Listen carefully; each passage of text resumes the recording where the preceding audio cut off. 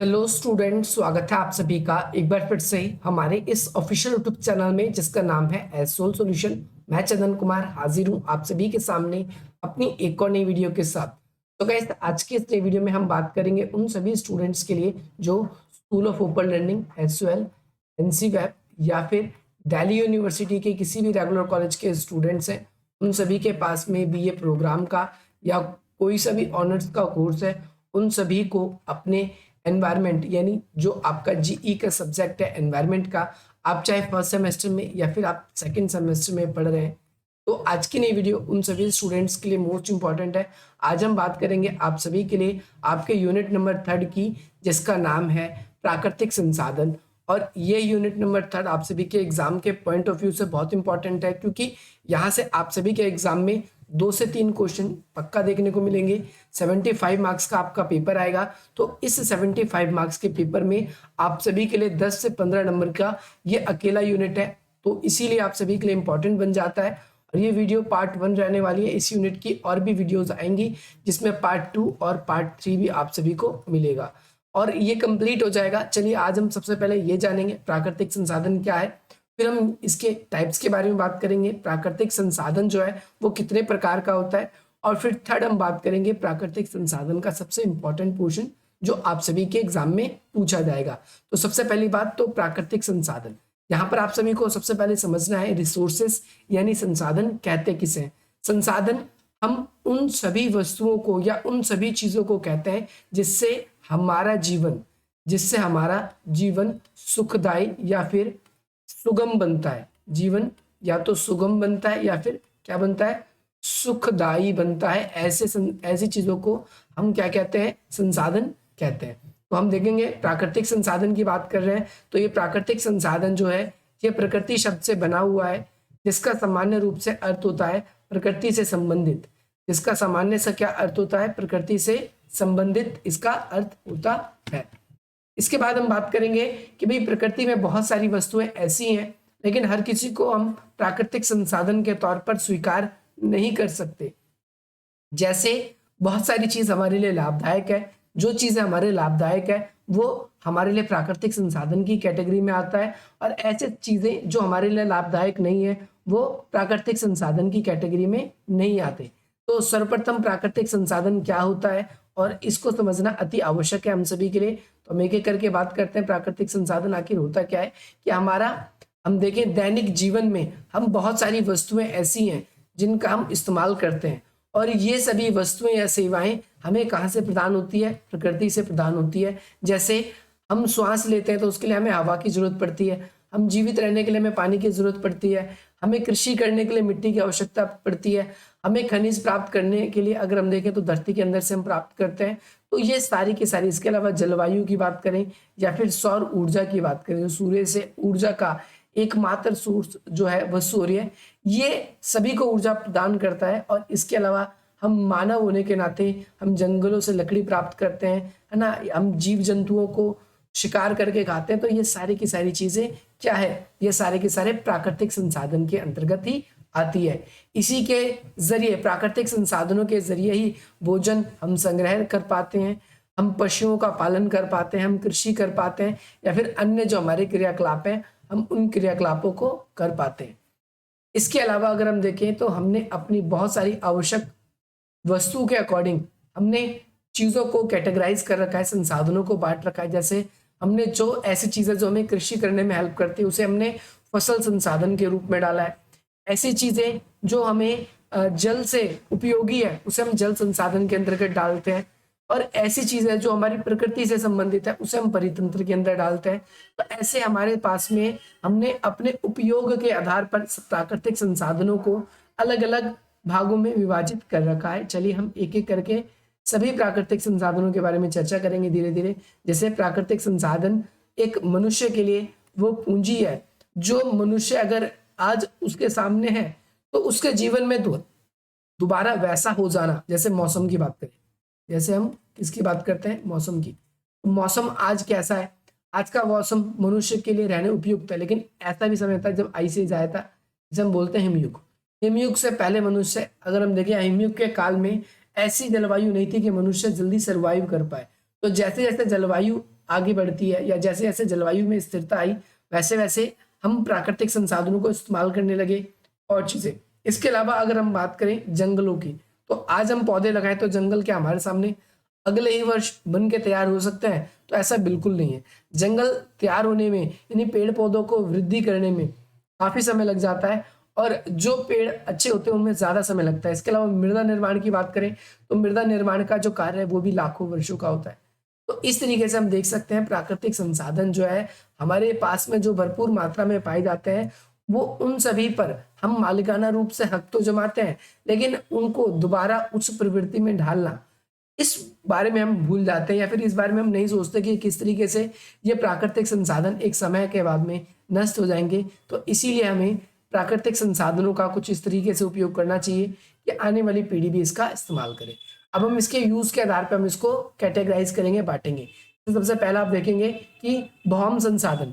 तो भौम संसाधन क्या है? जल एवं वायु की ही तरह भूमि भी एक प्राकृतिक संसाधन है।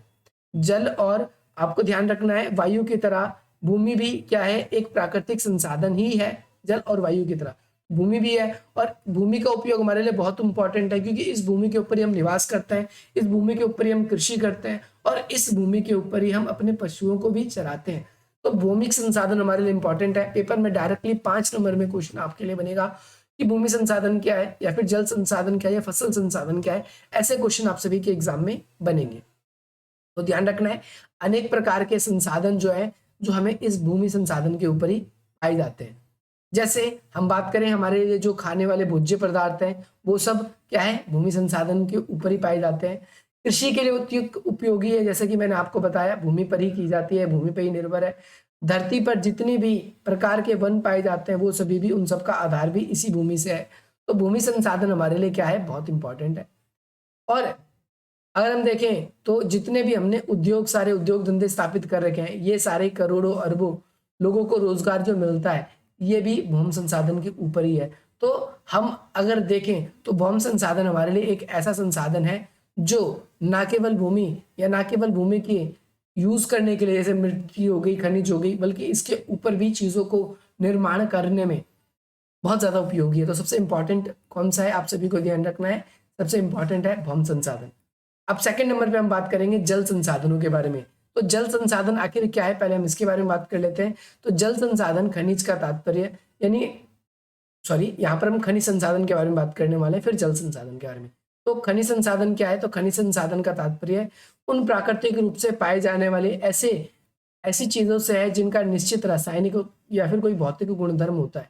ध्यान रखना है खनिज संसाधन के क्या होते हैं? निश्चित कोई ना कोई रासायनिक या भौतिक गुणधर्म होते हैं और साथ ही साथ इनको क्या है कि खनन यानी खोद कर उत्खनन के जरिए निकाला जाता है। तो कई खनिज संसाधन ऐसे हैं जो कि हमें धरती के आसानी से ऊपर ही प्राप्त हो जाते हैं, तो वहीं कई सारे संसाधन ऐसे हैं जिनको हम काफी ज्यादा खनन की विधि से निकालते हैं। ऐसे 2 प्रकार की खनन होती है, आपने पढ़ रखा है छोटी क्लासेस में, एक विवर्तनीय खनन होती है और एक धरातलीय खनन होती है। तो ध्यान रखना है आप सभी को। तो भाई ये जितने भी खनिज संसाधन है इनका वितरण है असमान है, जैसे किसी क्षेत्र में ज्यादा पाया जाता है, किसी क्षेत्र में कम पाया जाता है, क्योंकि खनिज संसाधन की उपस्थिति के कुछ भू वैज्ञानिक रासायनिक संरचनाओं से ही होता है। जैसे हम बात करें खनिज जो आज नॉर्मली हमको दिखते हैं, तो जहां पर लावा है, मैग्मा है, जहाँ ज्वालामुखी, वहां पर उसके आसपास बहुत ज्यादा खनिज पाए जाते हैं। ध्यान रखना है। इसके अलावा धरती के नीचे जहां पर जंगल है उसके नीचे काफी ज्यादा कोयले भी प्राप्त होते हैं। तो ये जगह पे डिपेंड करता है, ध्यान रखना आप सभी को। और इसके अलावा इसकी जो खनिजों की प्रमुख 2 श्रेणियां हैं, एक धात्विक खनिज है और एक अधात्विक खनिज है। धात्विक खनिज को भी 2 प्रकार से डिवाइड किया जाता है, एक लौह खनिज और एक अलौह खनिज। तो धात्विक खनिज वो होते हैं जो कि थोड़ा ऊष्मा का और विद्युत का सुचालक होता है, जिसमें मैग्नीशियम, चूना पत्थर, ठीक है, जिप्सम, कोयला, अभ्रक, कैल्शियम, ये सारी की सारी चीजें हमारी धातुओं में, कठोर धातुओं के पदार्थ में आती है। इसके अलावा हमारे कुछ ऐसे भी होते हैं जो कठोर धातु नहीं होते लेकिन उनका बहुत ज्यादा उपयोग होता है खनिज संसाधनों का। तो वर्तमान समय में खनिज संसाधनों की अनियमित रूप से दोहन हो रहा है और खनिज संसाधनों का हमारे लिए बहुत उपयोग इंपॉर्टेंट है, हमें इनकी रक्षा करनी चाहिए, नहीं तो बहुत ज्यादा प्रॉब्लम हो सकती है।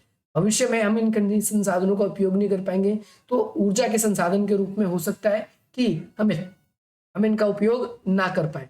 तो इसीलिए हमारे लिए इम्पॉर्टेंट है कि अनेक प्रकार के जो अलग अलग प्रकार के हमारे जो समस्या हैं, जो प्रॉब्लम है, उनका यूज़ करते हैं, प्रॉब्लम्स को खनिज संसाधनों का यूज़ करके अपनी प्रॉब्लम्स को रिजॉल्व करते हैं। ठीक है, तो हमें संसाधनों के लिए सुरक्षित, खनिज संसाधनों को भी सुरक्षित करना होगा। इसके अलावा अब हम बात करते हैं मृदा के बारे में। मृदा क्या होता है? मिट्टी। मिट्टी भी बहुत इंपॉर्टेंट है क्योंकि कई ठोस, तरल और गैसीय पदार्थ के मिश्रण से मिट्टी बनती है। 3 तरीके से: ठोस, गैसीय और तरल पदार्थों से। भूप्रकृति के सबसे ऊपरी भाग में पाई जाती है। धरातलीय चट्टानों की अपेक्षा जलवायु, पौधों और साथ ही साथ कीटाणुओं, इन सभी के लिए बहुत ज़्यादा इंपॉर्टेंट रोल प्ले करती है। अगर मिट्टी ना हो तो पेड़ पौधे के उगना मुश्किल हो जाएगा, पेड़ पौधों का उगना मुश्किल हो जाएगा तो हमें ऑक्सीजन नहीं मिलेगी। ऑक्सीजन के अलावा अगर हम बात करें तो हमें खाद्य संसाधनों की पूर्ति नहीं होगी। तो बहुत सारी चीज़ें हैं जो कि कृषि पे या फिर इन मृदा के ऊपर ही डिपेंड करती है और मृदा के ऊपर पूरी तरीके से कृषि डिपेंड करती है। अब हम देखते हैं कि भाई बहुत ज़्यादा लाखों वर्षों का समय लग जाता है इस चीज़ को बनने में, मिट्टी को बनने में। पता है आपको, चट्टान, इसके अलावा ह्यूमस के अलावा जो भी खनिज संसाधन या फिर वो हम कह सकते हैं वनस्पति के मिलने से, आपने ज्योग्राफी में 11th क्लास में पढ़ रखा है कि इनके निर्माण से काफी लंबे वर्षों के बाद में बनता है, इन सभी के मिश्रण से। लेकिन आज के समय में जो मृदा है उसका क्षय होने लगा है। क्षय का मतलब होता है इसकी गुणवत्ता में कमी। मृदा जो है वो कमजोर होते जा रहे हैं और नष्ट होते जा रहे हैं, है ना। धीरे धीरे इनका धीरे धीरे क्या हो रहा है कि ये नष्ट होने की कगार पर आते जा रहे हैं, ये क्षय होते जा रहे हैं। और मृदा निर्माण की जो प्रक्रिया है उसमें अत्यंत बहुत ज्यादा प्रॉब्लम क्रिएट होती जा रही है। मृदा जो है लवणीय हो रहा है या अनवनीकरण। मृदा एक ऐसी चीज है जिसका हम दोबारा से रिन्यूएबल नहीं कर सकते, इसको बनाने में एक लंबा समय लगेगा। और इसी की वजह से हमारी कृषि, हमारे अन्य उत्पादन चीजें, ये सारी के सारी या फिर जो जैव विविधता उस पर असंतुलन बन सकता है। तो इसीलिए हमें इसकी रक्षा करनी चाहिए, हमारे लिए बहुत महत्वपूर्ण है और हमें इसकी सुरक्षा आवश्यक करनी चाहिए। इसके अलावा हम बात करेंगे मृदा के अंश में 2 प्रकार के होते हैं मृदा के अंश। एक प्राकृतिक खनिज पाए जाते हैं और दूसरा नॉर्मल द्वितीय खनिज। जो प्रारंभिक खनिज होते हैं उसमें बैक्साइट, है ना। इसके अलावा और भी संसाधन होते हैं जैसे आर्गनाइट होते हैं या फिर मास्कोपाइट होते हैं। ऐसे बहुत सारे संसाधन, द्वितीय खनिज ऐसे होते हैं जिनके अंदर अलग अलग प्रकार की चीजें पाई जाती है। जैसे जिसके अंदर कैल्शियम पाया जाता है, जो चीज़ आपको याद है, जिप्सम पाया जाता है ना, डेलोमाइट पाया जाता है, या फिर आपका इसके अलावा हेमाटाइट नाम का जो कोयला है वो पाया जाता है। मृदा खनिज में अगर हम देखें तो इसके अंदर और भी चीज़ें आती हैं, आप सभी को याद रखना है कि मृदा खनिज के अंश में विभिन्न प्रकार के कण के रूप में पाए जाते हैं। जैसे इसमें अलग अलग प्रकार के कण होते हैं और कणों के व्यास के अनुपात में चीज़ों को वर्गीकृत किया जाता है। जैसे, है ना, गार होता है ना, बलूर होता है, चिकनी मिट्टी होती है, दोमट होती है, चूना होता है, बलुआ होता है ना। तो ये सारी अलग अलग चीजें मिट्टियों में पाई जाती है। इसके अलावा वर्तमान समय में मृदा अपरदन जो है, यानी सॉइल इरोजन, जो मिट्टी का कटाव है, ये बहुत बड़ा एक संकट बन चुका है। लेकिन इसको रोका भी जा सकता है। जैसे कई सारे आपसे पेपर में क्वेश्चन भी आ सकता है कि मृदा अपरदन को किस प्रकार से रोका जा सकता है। तो ध्यान रखना है, मृदा अपरदन को रोकने के कई तरीके हैं। सबसे पहला है कि घास के मैदानों को बढ़ावा देकर स्लोप नुमा खेती करके, ठीक है। इसके अलावा स्लोप नुमा खेती करने के बाद में आप सभी को ध्यान रखना है पेड़ों की संख्या बढ़ाकर, और इसके अलावा मेड़ लगाकर। जैसे खेतों के किनारे ऊंचे ऊंचे चलने के लिए मेड़ बनाया जाता है, लेकिन उसका असली मकसद ये होता है कि मिट्टी जो है वो एक खेत से दूसरे खेत की तरफ ना जाए, इसीलिए उस मेड़ को लगाया जाता है। तो होपफुली आप सभी को ये भी क्लियर हो गया होगा। अब हम बात करेंगे और भी अपनी अर्थव्यवस्था के विकास करने के लिए हमें जो है मृदा संसाधन जो है इसका बहुत ज़्यादा इंपॉर्टेंट है, और साथ ही साथ इसका संरक्षण पे हमें कार्य करना होगा। अगले नंबर पे आती है फसलें। तो फसलें क्या है? कृषि का एक प्राथमिक क्रिया है जिसमें भू संसाधनों का उपयोग किया जाता है और फसलों को उगाया जाता है। इसमें फसलों में फल, सब्जियां, फूल आदि इत्यादि चीज़ों को उपयोग किया जाता है। इसके अलावा फसलों के अंदर, कृषि के अंदर न केवल सिर्फ खेती बाड़ी बल्कि पशुपालन भी आता है, और विश्व के विभिन्न भागों में अलग अलग प्रकार के अलग अलग पशु और अलग अलग फसलें उगाई जाती हैं, क्योंकि वो उनकी जलवायु पर डिपेंड करता है, वो उनकी मिट्टी के प्रकार के ऊपर डिपेंड करता है, वह उनके यहाँ की मौसम या आर्द्रता पे भी डिपेंड करता है कि किस तरीके की फसलें वहाँ पर उगेगी, किस तरह की नहीं उगेगी। तो इसके अलावा हम देखें तो फसल जो है, ये फसलों को उगाने के उद्देश्य अलग अलग निर्धारित होते हैं। कोई लाभ कमाने से, कोई अपनी भोज्य आपूर्ति पूर्ति करने के लिए, कोई पैसे कमाने के लिए, तो अलग अलग तरीके से इसका यूज़ किया जा सकता है। अत्यधिक रूप से हम देखें तो फसलों का उपयोग एक तो पारिवारिक श्रम और व्यापार या फिर अपने कार्य करवाने हेतु किया जाता है। इसके अलावा निर्वाह के लिए भी बहुत ज़्यादा कृषि की जाती है। और निर्वाह का मतलब कृषक परिवार अपने और अपने परिवार के भरण पोषण के लिए करता है। इसके अलावा दूसरी ओर जब किसी उत्पादन से एक फिक्स अमाउंट से ज़्यादा हो जाता है तो उस उत्पादक को बाजार में बेच दिया जाता है, विक्रय किया जाता है। ध्यान रखना है, जिसे वाणिज्य कृषि कहते हैं, यानी जो चीज़ें ऐसी कृषि जो बेचने के लिए की जाती है, ठीक है। इसमें दो ध्यान रखना है, फसलें इसमें कई तरह की अलग अलग तरह की फसलें होती है कृषि में भी। पेय फसलें भी होती है, पेय मतलब पीने वाली, जैसे चाय कॉफ़ी, है ना, या फिर गन्ना। इसके अलावा हम बात करेंगे नकदी फसलें होती हैं, खाद्यान्न फसलें होती हैं। खाद्यान्न फसलें जैसे चावल, मक्का, जौ, गेहूँ, दाल। नकदी फसलें होती हैं जिसमें फल, गन्ना, तंबाकू, है ना, और मसाले, तिलहन फसलें, ये सारी की सारी आते हैं। रेशेदार फसलें होती है, बागानी फसलें होती है, जिसमें जूट, कपास इत्यादि रेशेदार में। और साथ ही साथ बागानी फसलें भी इसके अंदर, जिसमें कोको, है ना, या फिर आपका रबड़, नारियल, कॉफ़ी, चाय, इसको बागानी फसलें या फिर इनको ध्यान रखना है पेय फसलें भी कहते हैं, पेय फसलें। तो याद रखना है ये सारी की सारी चीज़ें।